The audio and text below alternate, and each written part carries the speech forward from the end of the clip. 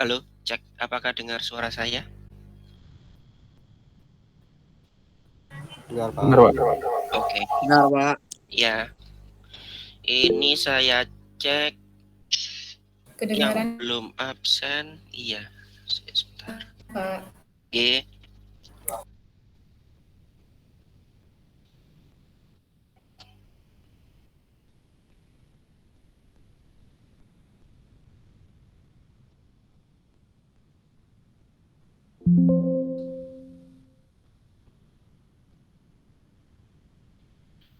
Yang belum absen di etol ada 19 ya, masih banyak ini. Anugrah Akbar, Cahyo Exwin, Danendra Taranggana, Dwiki Anggarda, Fadila Fauzia, Famelia Firda, Fatimatu Zairo, Gulam Muhtadi, Hikmi Amalita, Isma Raudotun, Malik Arosyid, Muhammad Sarifuddin, Muhammad Bagas, Noval Rafirdaus, Putra Yanuar, Renaldi Mahendra, Sadini Dewantoro, Sandi Bagus, sama Wahyu Arif.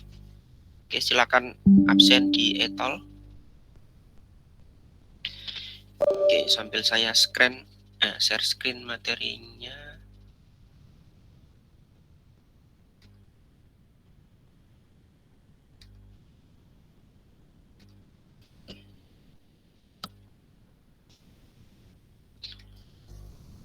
Oke, apakah sudah terlihat slide-nya?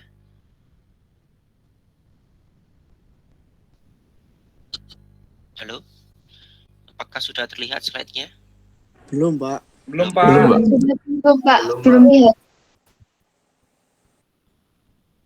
Di tempat saya sudah buka soalnya. Saya ditunggu sebentar.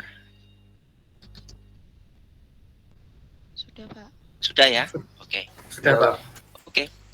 Baik, saya mulai sambil menunggu teman-teman Anda yang lain gabung. Assalamualaikum warahmatullahi wabarakatuh. Baik, jadi materinya sudah saya share ya di minggu kemarin, lengkap dengan semua tugasnya.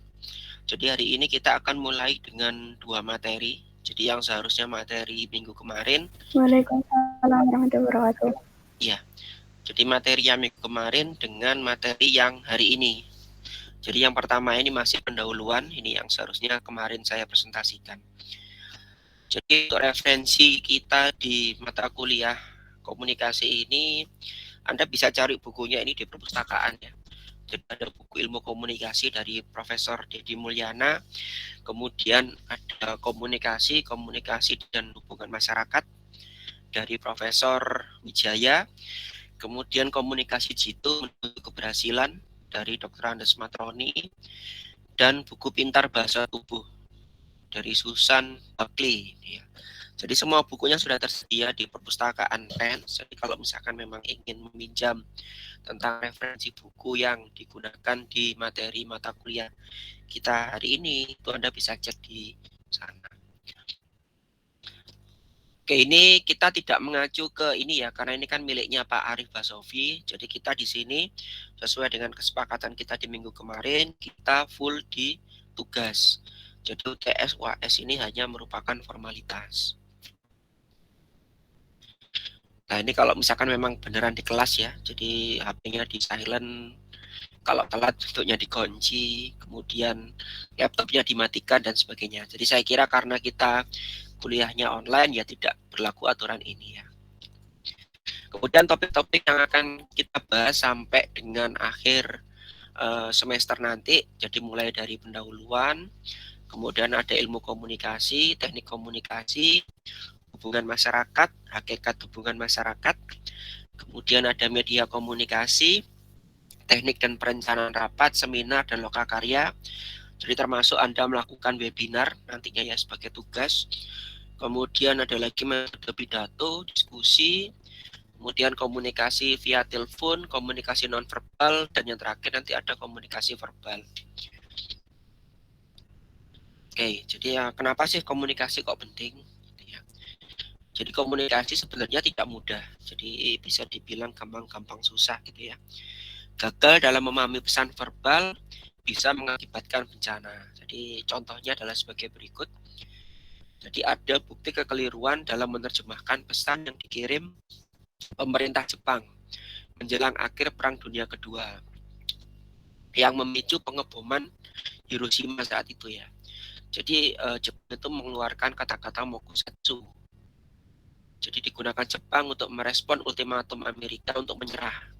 Tapi sama kantornya Amerika, DOME ya, sebutannya DOME Amerika ini dianggap sebagai kata-kata mengabaikan. Jadi diartikan sebagai mengabaikan. Dan menurut Amerika ini ya, jangan memberi komentar sampai keputusan diambil. Jadi kayak benar-benar diabaikan itu ya, ultimatum yang diberikan oleh Amerika. Sehingga akibatnya Amerika itu mangkel dan akhirnya meluncurkan bom atom itu. Tapi sebenarnya Jepang itu sudah menyerah ya sebelum diluncurkan bom atom itu, ceritanya begitu. Kemudian yang kedua, perintah staf mencari padanan kata no comment di kamus Jepang Inggris. Kemudian melapor ke Presiden Truman untuk memutuskan apakah jadi menjatuhkan bom atom atau tidak. Jadi makna yang sebenarnya dari mokusatsu adalah sebenarnya ya ini dari pihak Jepangnya itu ya ini kami akan menaati ultimatum tanpa komentar. Jadi tanpa komentar ini maksudnya ya benar-benar menyerah tanpa syarat. Tapi sama si Jepangnya dianggap no comment. Nah, no comment ini dianggap dia itu mengabaikan apa yang diultimatum ke Jepang ya. Sehingga ya ini ada salah paham lah ya antara waktu itu antara Jepang dengan Amerika. Sehingga Amerika beneran menjatuhkan bom atom ke Jepang. Kemudian yang ketiga, sebuah pesawat Amerika membuat kontrak dengan toko Jepang ya untuk membuat alat penopang salah satu roda pesawat yang retaknya lurus setipis rambut. Orang Amerika menekankan pentingnya mengganti penopang itu dengan tiruan yang sempurna. Jadi pengennya benar-benar ditiru secara sempurna gitu ya.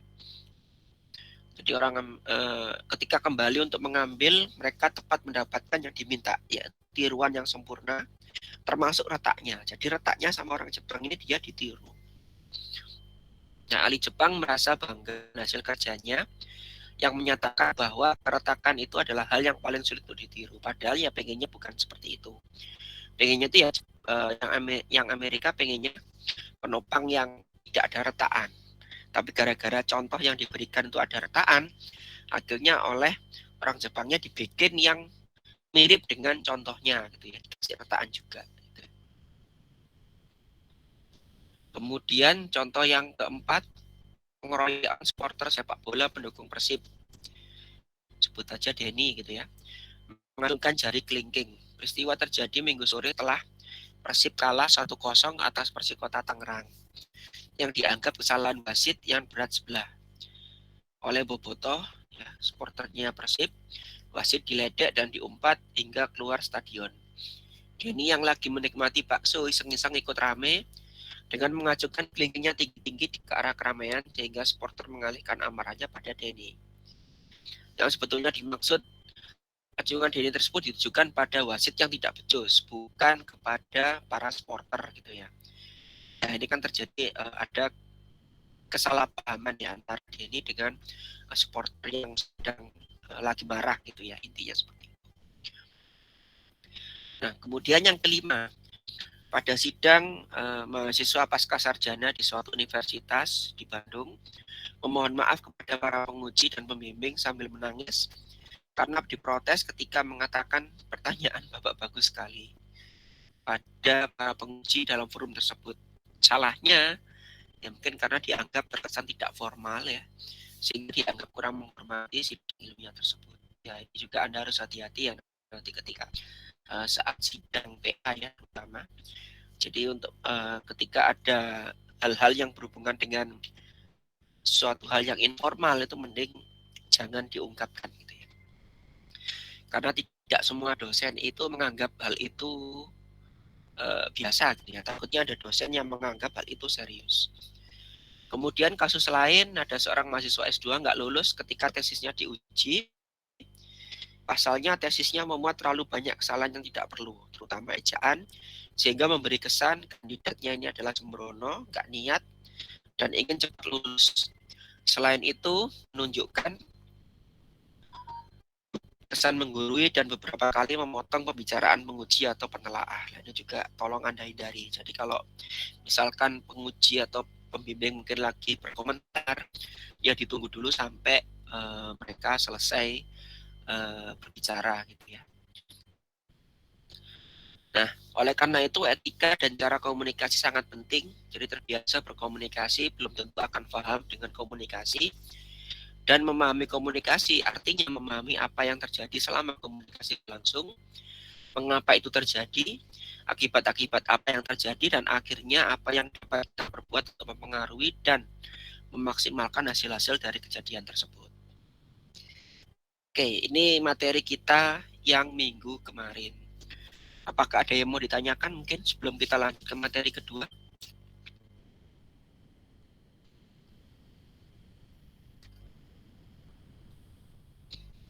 Enggak, Pak. Sudah Cukup ya? Ya. Oke, saya lanjut ke materi kedua. Apakah sudah terlihat? Sudah, Pak. Oke. Ya, di materi kedua ini kita bahas tentang ilmu komunikasi. Masih teori juga sih sebenarnya. Referensinya juga masih sama seperti yang pertama tadi karena memang semua materinya kita mengambil referensi dari keempat buku ini.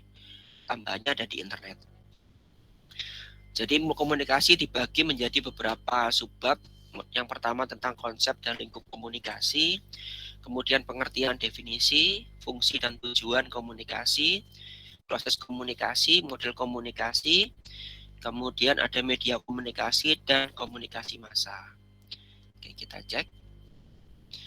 Jadi konsep komunikasi, awal mula komunikasi itu hanya terdapat pada masyarakat kecil, kelompok orang yang hidup berdekatan yang merupakan satu unit politik.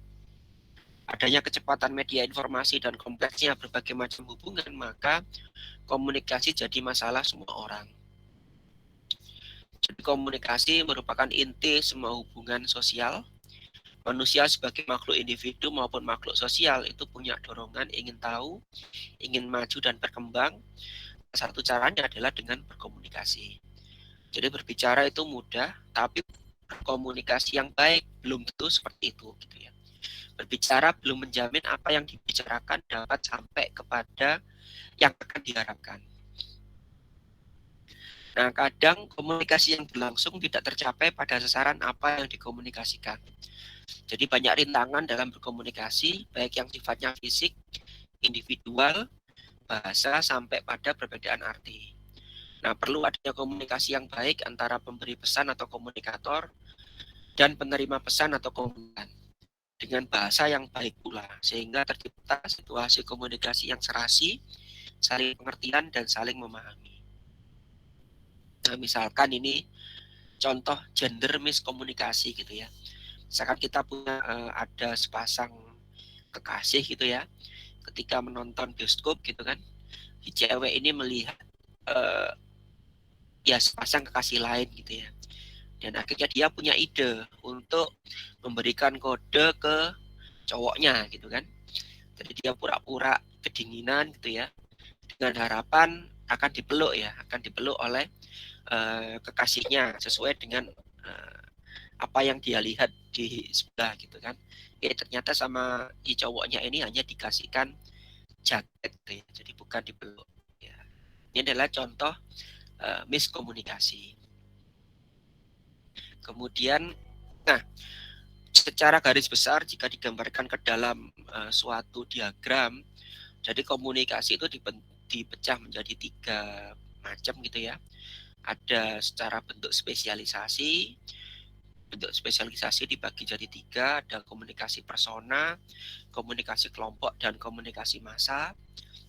Kemudian persona ini dibagi menjadi komunikasi antar persona, komunikasi dengan diri sendiri, komunikasi dengan isyarat, dan komunikasi kerohanian.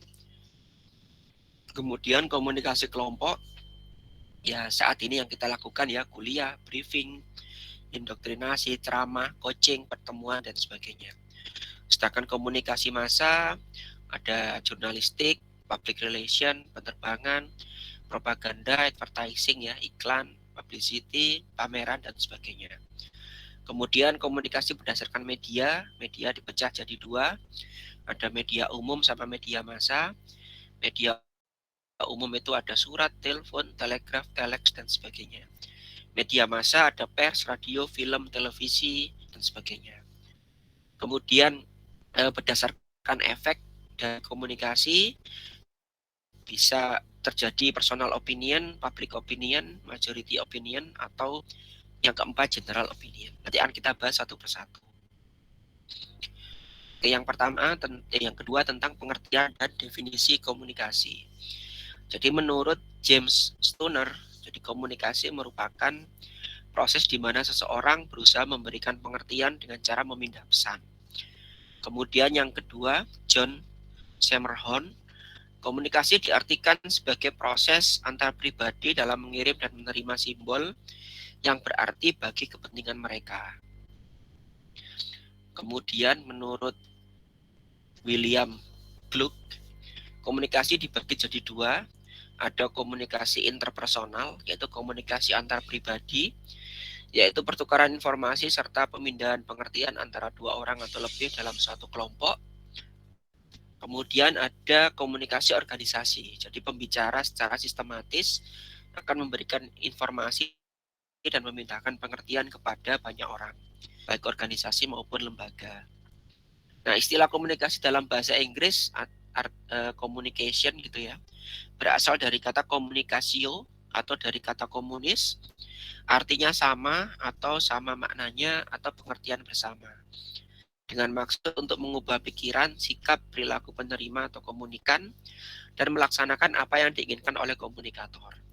Jadi secara garis besar, komunikasi adalah penyampaian informasi dan pengertian dari seseorang kepada orang lain.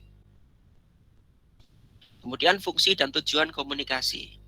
Yang pertama adalah untuk informasi ya, jadi pengumpulan, penyimpanan, pemrosesan, penyebaran berita, data, gambar, fakta, pesan, opini, dan komentar yang dibutuhkan agar dapat dimengerti dan beraksi secara jelas akan kondisi lingkungan dan orang lain agar dapat mengambil keputusan yang tepat. Kemudian yang kedua adalah fungsi sosialisasi atau kemasyarakatan.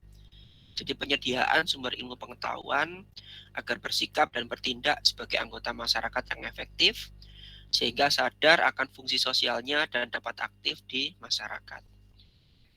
Kemudian motivasi, jadi menjelaskan tujuan tiap masyarakat jangka pendek maupun jangka panjang, mendorong untuk menentukan pilihan dan keinginan, mendorong kegiatan individu dan kelompok berdasarkan tujuan bersama. Kemudian perdebatan dan diskusi, jadi saling bertukar fakta dalam menyelesaikan perbedaan pendapat. Kemudian yang kelima, pendidikan, jadi pengalian ilmu pengetahuan dalam mendorong intelektual, membentuk watak, dan pendidikan keterampilan dan kemahiran di semua bidang. Kemudian yang keenam, memajukan kebudayaan, jadi penyebaran hasil budaya dan seni dalam melestarikan warisan masa lalu, membangun imajinasi, kreativitas, dan estetika. Kemudian ketujuh, tentang fungsi hiburan, jadi penyebar luasan suara, simbol, image, drama, tari, kesenian, kesusastraan, musik, olahraga, dan lain-lain untuk rekreasi, kesenangan, kelompok, atau individu.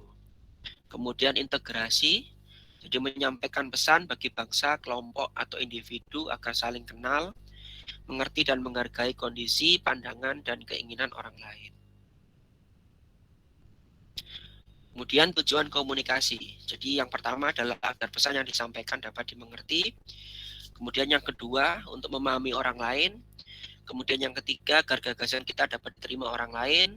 Kemudian yang keempat, menggerakkan orang lain untuk melakukan sesuatu atau kegiatan. Kemudian kita masuk ke subbab keempat, proses komunikasi. Nah, proses terjadinya komunikasi mencakup beberapa unsur. Yang pertama harus ada source ya atau sumbernya. Kemudian komunikator atau penyampai pesan. Kemudian pesan yang akan disampaikan. Kemudian channel atau saluran komunikasinya. Kemudian komunikan atau penerima pesan. Dan yang terakhir adalah hasil dari komunikasi kita atau efeknya. Oke, kita akan lihat satu persatu.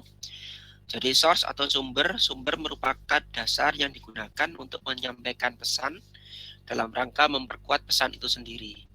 Sumber bisa berasal dari orang, lembaga, buku, dan lain-lain. Kemudian komunikator bisa berupa individu yang berbicara, menulis, kelompok orang, organisasi komunikasi seperti surat kabar, radio, televisi, film, dan sebagainya. Nah, terkadang komunikator berganti sebagai komunikan dan sebaliknya. Kemudian syarat-syarat komunikator. Yang pertama, memiliki kredibilitas tinggi bagi komunikasinya, punya keterampilan komunikasi, punya pengetahuan yang luas, kemudian sikap, dan memiliki daya tarik dalam melakukan perubahan sikap atau penambahan pengetahuan bagi atau pada diri komunikan. Nah, model-model gaya komunikator dalam melakukan aksi komunikasi. Jadi ada yang gayanya membangun, kemudian mengendalikan, melepaskan diri, atau yang menarik diri. Nah, kita lihat yang membangun. Jadi ciri-cirinya, yang pertama adalah mau mendengar pendapat orang lain dan tidak menganggap dirinya benar. Ingin bekerja sama sehingga timbul saling pengertian, tidak terlalu mendominasi ke situasi, dan mau mengadakan komunikasi timbal balik. Kemudian dia menganggap bahwa buah pikiran orang banyak lebih baik dari seseorang. Ini yang membangun. Kemudian komunikator yang mengendalikan, ciri-cirinya. Menganggap pendapatnya yang paling baik, sehingga ia tidak mau mendengar pandangan yang lain. Kemudian ia menginginkan komunikasi satu arah, tidak menerima dari arah lain.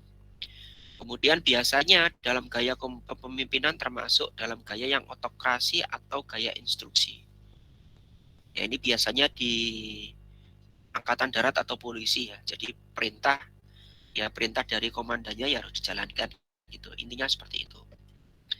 Kemudian komunikator yang melepaskan diri, ciri-cirinya. Lebih banyak menerima dari lawan komunikasinya. Kemudian terkadang ada rasa rendah diri yang timbul sehingga ketidakmampuannya keluar. Lebih suka mendengar pendapat orang lain dengan tidak bersungguh-sungguh menanggapi. Kemudian sumbangan pikirannya tidak banyak mengandung arti sehingga ia lebih suka melempar tanggung jawab pada orang lain. Kemudian komunikator yang menarik diri, ciri-cirinya sifatnya pesimis sehingga menurutnya keadaan tidak bisa diperbaiki lagi. Kemudian suka melihat keadaan seadanya, kalau mungkin berusaha menghindari keadaan yang bertambah buruk. Kemudian selalu diam, tidak menunjukkan reaksi, dan jarang memberikan buah pikiran. Oke, kemudian yang ketiga, pesan ya. Jadi pesan adalah keseluruhan dari apa yang disampaikan oleh komunikator. Pesan seharusnya mempunyai inti pesan atau tema sebagai pengarah dalam usaha mengubah sikap dan tingkah laku komunikan. Nah, pesan dapat disampaikan secara panjang lebar, tapi yang perlu diperhatikan dan diarahkan kepada tujuan akhir dari komunikasi. Pesan dapat disampaikan secara lisan, face to face atau langsung. Kemudian yang kedua menggunakan media atau saluran. Bentuk pesan bisa bersifat informatif, persuasif, atau koersif. Oke, kita lihat. Jadi kalau informatif berarti memberikan keterangan-keterangan yang kemudian komunikan bisa mengambil kesimpulan sendiri. Kalau persuasif, ini biasanya bahasa sales ya.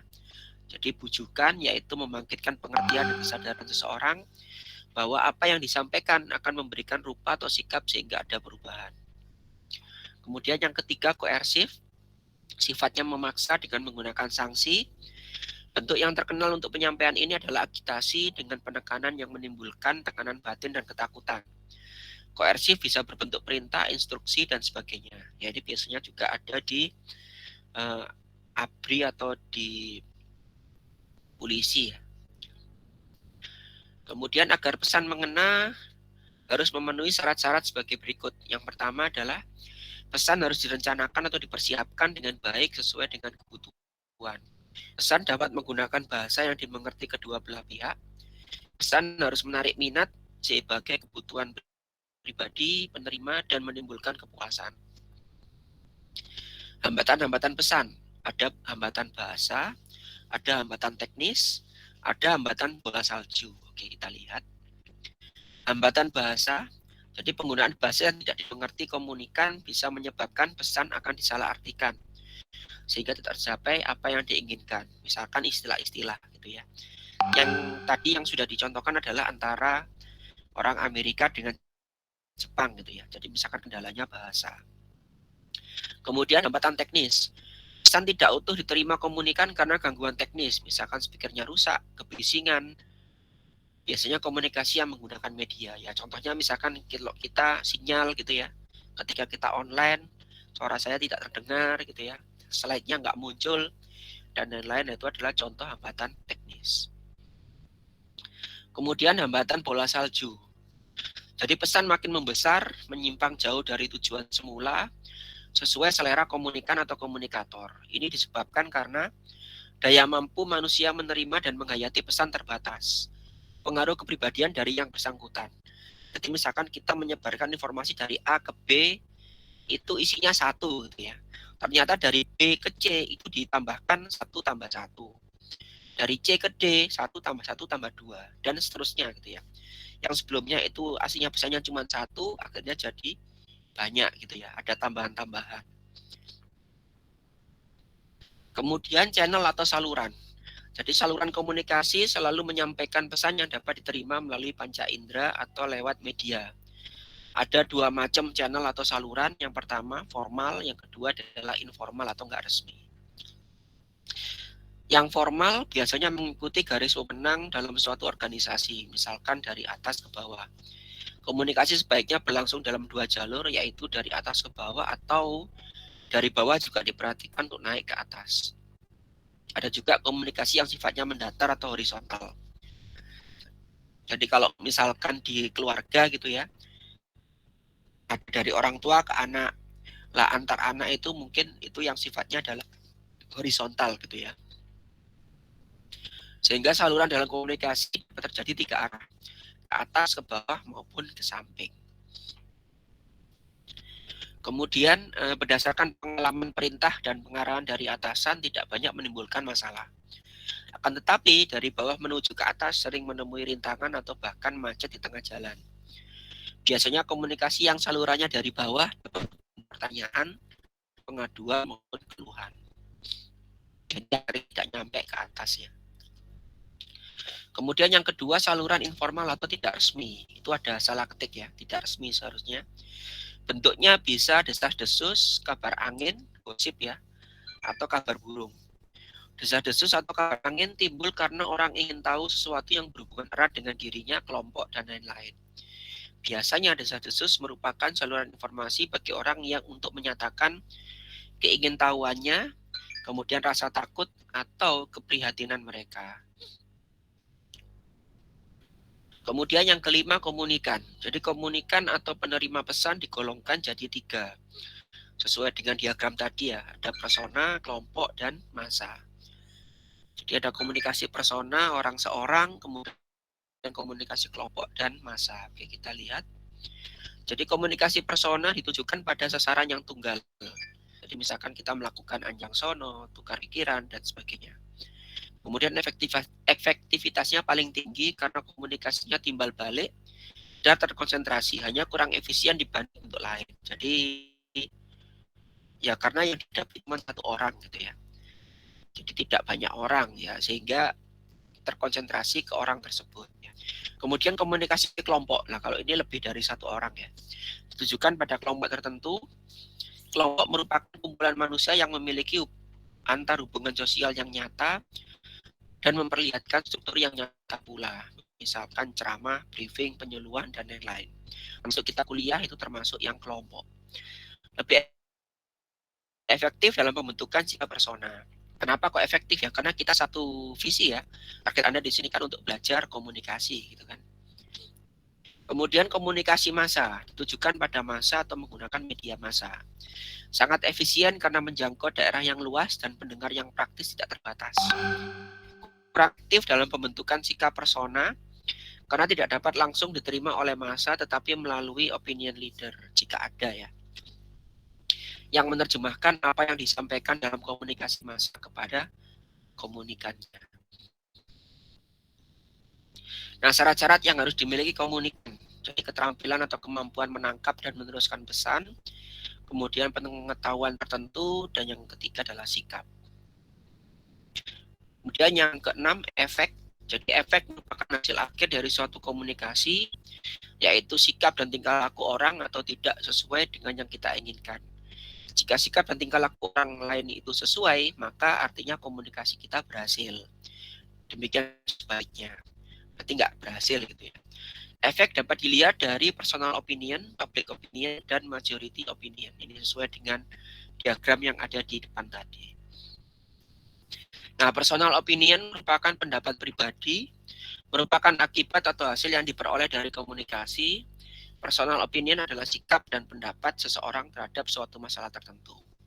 Kalau opinion atau pendapat umum, pengertiannya adalah penilaian sosial tentang sesuatu hal yang penting dan berarti atas dasar pertukaran pikiran oleh individu secara sadar dan rasional. Majority opinion, pendapat bagian terbesar dari publik atau masyarakat, misalkan hasil kampanye gitu ya. Nah, untuk proses komunikasi, jadi faktor-faktor yang harus diperhatikan, yang pertama adalah tahapan proses komunikasi, yaitu yang pertama fact finding, yaitu mencari dan mengumpulkan fakta dan data sebelum kita melakukan kegiatan komunikasi. Kemudian planning, jadi merencanakan apa yang akan dikemukakan serta caranya berdasarkan fakta dan data yang didapat. Kemudian melakukan komunikasi ya, berkomunikasi berdasarkan susunan rencana yang sudah dibuat. Kemudian yang keempat adalah evaluasi, yaitu penilaian dan analisa hasil dari komunikasi untuk dijadikan bahan perencanaan selanjutnya. Kemudian yang kedua, prosedur untuk mencapai efek yang dikehendaki. Jadi tahapannya adalah yang pertama adalah attention, jadi kita harus menarik dulu perhatiannya. Kemudian dari perhatian itu akan meningkat menjadi interest atau ketertarikan. Kalau interest sudah tertarik, maka akan muncul keinginan atau desire. Kemudian baru akan muncul keputusan gitu ya.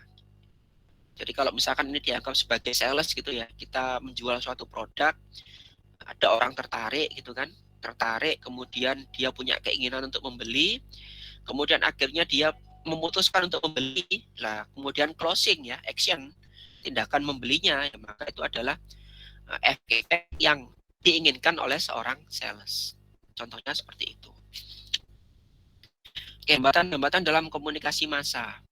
Yang pertama kebisingan, keadaan psikologis komunikan, kekurangan keterampilan komunikator atau komunikan, ada kesalahan penilaian oleh komunikator, kurangnya pengetahuan komunikator atau komunikan, ada hambatan bahasa, tadi sudah dijelaskan ya, isi pesan berlebihan, sifatnya satu arah, tidak boleh komentar atau tidak boleh komplain misalkan ya. Faktor teknis, adanya kepentingan atau interest, adanya prasangka, adanya cara penyajian yang terlalu verbal gitu ya. Kemudian termasuk tingkat buta huruf yang tinggi, keadaan geografis, kondisi sosial budaya, tingkat pendidikan, dan kemampuan ekonomi penduduk. Ini juga bisa dijadikan sebagai faktor hambatan gitu ya. Oke, ada pertanyaan sampai sini? Izin bertanya, Pak. Ya, silakan Binti. Izin menyampaikan 2 pertanyaan. Yang pertama terkait materi. Saya ingin menanyakan apakah sebelum melakukan komunikasi ini, dalam hal ini komunikasi massa, misalkan webinar atau seminar, apakah background check terhadap audiens ini penting, dan jika iya, seberapa penting itu? Dan pertanyaan kedua, apakah di mata kuliah ini nanti pas UTS itu diadakan juga atau hanya UTS dummy, dan penilaiannya itu diambil dari webinar atau ada sistem penilaiannya tersendiri ya Pak? Terima kasih. Ya, oke, saya jawab yang kedua dulu ya, untuk yang penilaian. Jadi sesuai kesepakatan kita di minggu kemarin, UTS UAS-nya itu adalah dummy. Jadi Anda kerjakan apa adanya, tidak akan saya koreksi. Semua penilaian dari mata kuliah ini adalah full dari hasil webinar. Kriteria webinar kemarin juga sudah ada di slide-nya kan, termasuk kayak tingkat jumlah peserta, kemudian desain-desain ya, mulai poster, virtual background, sertifikat, dan lain-lain. Itu juga termasuk salah satu kriteria. Detailnya ada di sana. Jadi UTS UAS-nya cuman dummy aja. Jadi tidak akan saya koreksi. Kemudian pertanyaan pertama, kita mengecek background dari calon komunikan kita. Saya kira itu apa ya? Kan sebelum kita menentukan topik itu kan kita harus tahu dulu target audiens kita apa. Gunanya untuk apa? Target audiens itu adalah untuk publikasinya. Jadi publikasinya kalau misalkan targetnya kita adalah untuk umum, maka ya publikasinya kan bisa bebas gitu ya, di mana saja boleh. Tapi ketika audiens kita misalkan hanya untuk anak SMA, nanti ketika kita sebarkan di grupnya mahasiswa itu kan otomatis kan kurang cocok. Karena memang apa yang nantinya akan kita sampaikan itu hanya untuk tingkat SMA atau SMK gitu ya. Jadi ya seberapa penting? Ya saya kira itu yang tahu adalah Anda sendiri. Ketika Anda membutuhkan membutuhkan calon komunikan yang real sesuai dengan target webinar yang akan diadakan nantinya, ya maka itu bisa Anda jadi penting. Tapi ketika misalkan ini untuk umum, semua orang boleh ikut, mulai anak sampai orang tua, ya berarti target audiens menjadi tidak penting. Begitu ya, Binti? Baik Pak, untuk yang UTS-nya nanti berarti webinarnya itu harus selesai sebelum UTS atau bagaimana Pak? Oh enggak, batas webinar kan sampai UAS. Iya. Ya, jadi Baik, Pak, memang terima kasih. iya. Jadi memang saya saya push Anda agar webinar itu kalau bisa di awal-awal. Karena kan menjelang akhir-akhir UAS itu kan biasanya tugas menjadi banyak. Dan biasanya kalau tugas menjadi banyak, itu akhirnya webinarnya itu dikalahkan oleh tugas yang lain. Makanya saran saya, ketika Anda sudah mulai dapat topik, kemudian Anda sudah booking ya, topiknya tadi, kemudian sudah tahu kapan akan mengadakan itu, ya segera aja laksanakan. Tinggal Anda bikin poster, bikin narasinya, virtual background, desain sertifikat, dan lain-lain. Anda sebarkan di grup dasar SI kita. Seperti itu. Jadi, biar langsung segera dimulai. Biar langsung teman-teman Anda itu bisa membantu untuk proses publikasi juga. Seperti itu. Gitu ya. Iya Pak, terima kasih. Ya, ada pertanyaan lain? Ya, permisi Pak, mohon izin bertanya. Ya, silakan. Apabila kita berkomunikasi dengan seseorang, kita kan biasanya menggunakan sebuah gestur tubuh, Pak. Iya, betul. Apakah gestur tubuh tersebut mempengaruhi apa yang nanti akan didapatkan oleh sang penerima informasi atau cuma membantu gitu aja, Pak? Terima kasih. Iya. Jadi nanti ada di bagian bab berapa gitu ya, di teorinya. Itu memang ada. Kita akan belajar tentang bahasa verbal dan bahasa nonverbal. Mungkin yang lebih banyak kan memang bahasa verbal ya, karena kan komunikasi kan selalu lewat suara. Tapi ada juga nanti teori-teori yang berhubungan dengan bahasa nonverbal. Mungkin nanti akan saya jelaskan lebih detail saat kita masuk di materi itu. Jadi kalau untuk sekarang jawaban dari ini ya, Mas Ebit ini, jawabannya iya. Jadi bahasa nonverbal itu juga akan mendukung proses komunikasi yang kita jalankan.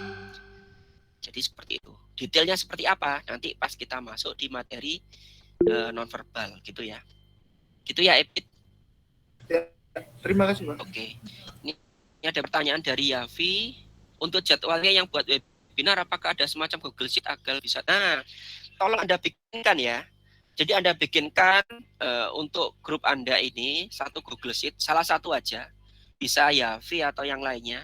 Nanti diisi oleh teman-teman lainnya. Jadi misalkan isinya adalah tentang topiknya apa yang mau Anda sampaikan. Jadi biar tidak tabrakan dengan teman-teman yang lain. Kemudian timnya siapa saja. Kemudian kira-kira waktunya kapan. Gitu ya, Yavi. Halo, Yavi. Halo, Yavi. Halo, Yavi. Yavi? Oke.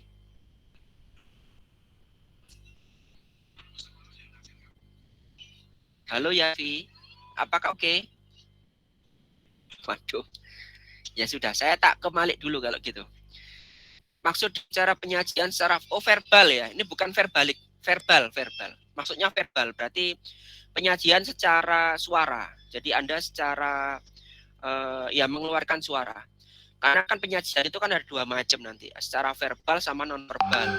Yang non-verbal itu yang pakai bahasa tubuh. Jadi misalkan contohnya adalah bahasa tubuh ketika kita menolak sesuatu. Misalkan kita menggelengkan apa namanya? Menggelengkan kepala misalkan ya. Itu yang contoh non-verbal. Tapi yang maksudnya secara verbal ya berarti kita menggunakan suara. Maksudnya seperti itu, Malik. Jelas ya, Malik? Baik, jelas Pak. Oke. Yafi gimana? Oke. Halo Yafi. Atau teman-teman yang lain ya, mungkin nanti saling koordinasi. Di situ kan ada di grup itu kalau nggak salah kan ada 3 komting ya, yang sudah dijadikan sebagai admin. Itu tolong yang adminnya itu saling koordinasi. Anda bikinkan satu link aja untuk Google Sheet-nya, yang isinya adalah tentang topik webinarnya, kemudian timnya siapa saja, dan kapan kira-kira waktu pelaksanaannya, seperti itu. Gitu ya. Oke, ada lagi pertanyaan? Permisi Pak, izin menyambung. Iya, silakan Binti. Menyambung pertanyaannya Mas Yafi tadi. Oke. Sebelumnya itu sudah ada judul, tapi kurang jadwalnya saja Pak. Sebelumnya itu ada 2 sheet di Google Sheet itu, punyanya kelas Mas Yafi sama punya kelas saya. Oke, berarti itu bagaimana Pak? Apakah perlu disatukan atau udah dibiarkan itu aja Pak? Itu maksudnya satu link itu kan langsung isi 2 kelas kan? Enggak Pak, kelas saya tersendiri sama kelasnya Mas Yafi ini tersendiri. Mending jadikan satu aja kalau bisa, meskipun sheet-nya beda gitu ya. Oh iya. Ya, jadi dibuat di mungkin kelasnya Yafi, kelasnya Binti, jadi satu link. Kemudian kalau nggak salah ada satu lagi kelas di grup kita itu yang punyanya PSDKU. Mungkin juga nantilah tak info lagi di grupnya ya, agar jadi satu aja. Jadi mungkin ada tambahkan satu sheet lagi untuk anak PSDKU Sumeneb. Tuh. Gitu ya. Oke, ada lagi pertanyaan?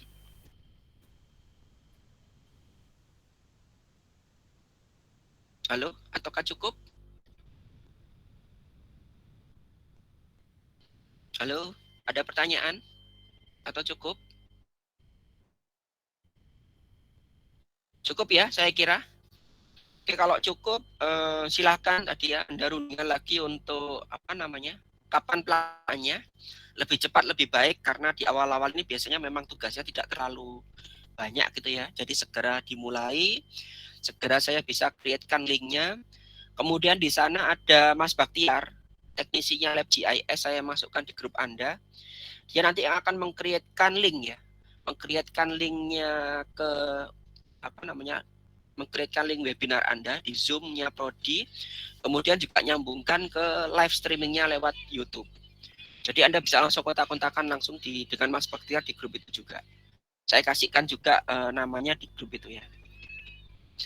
Oke, saya kira itu. Kalau tidak ada pertanyaan mungkin, saya cek dulu untuk absensi ya.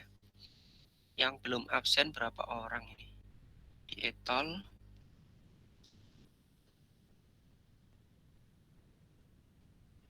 Cek masih loading.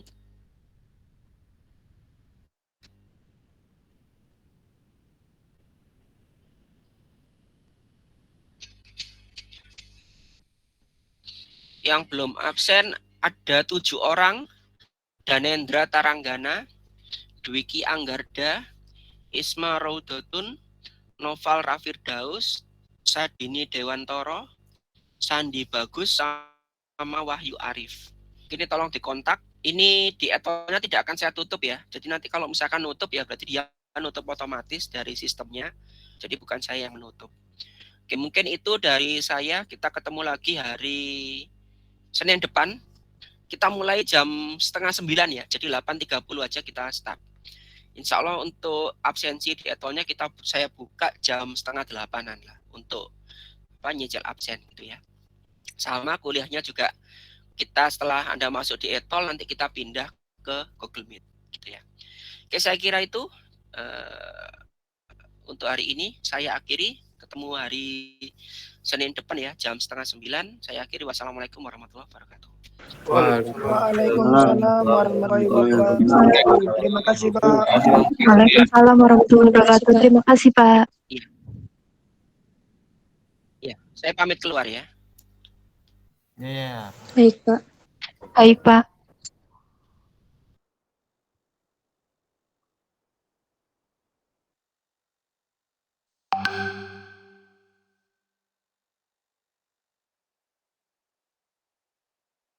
Kau ngapain kau suruh aku mundur kau?